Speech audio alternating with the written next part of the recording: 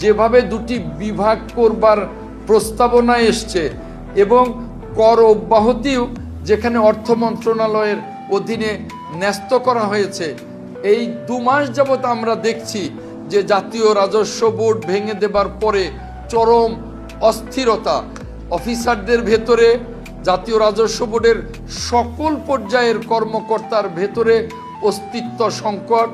এবং আমরা দেখছি রাজস্ব আহরণ 10 কোটি টাকার লক্ষ্যমাত্রা আমরা যে চিন্তা ভাবনা করছি সেটা মুখ থুবড়ে এখন কোন পর্যায়ে আসবে এবং এই আগামী বাজেট কোন পর্যায়ে দেয়া যাবে এটা নিয়েও আমরা অন্তত আইনজীবীরা শঙ্কিত।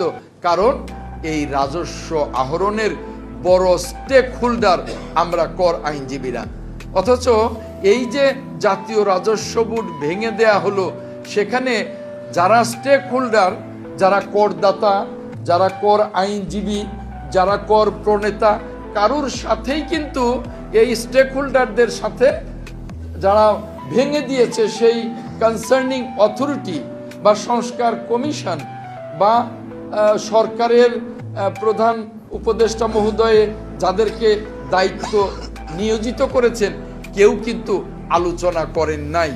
আমি মনে করি যত সংস্কার বাংলাদেশে হচ্ছে আমরা সকল সংস্কারের পক্ষে, কারণ সংস্কার ছাড়া আগামীর সমৃদ্ধ বাংলাদেশ গড়া অসম্ভব। আর সেই প্রত্যেকটা সংস্কারের মধ্যে সবচেয়ে অন্যতম যে সংস্কারটি হবে সেটা হবে কর আহরণের সংস্কার।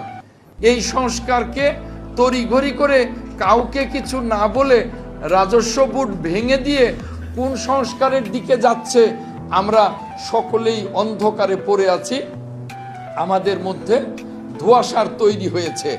তাই আজকে যদি একদিকে রাজস্ব কর্মকর্তারা বিভিন্ন কর্মসূচি পালন করছেন, আমরা দেখলাম যে রাষ্ট্রের স্বার্থে আমাদের এখন কথা বলা দরকার।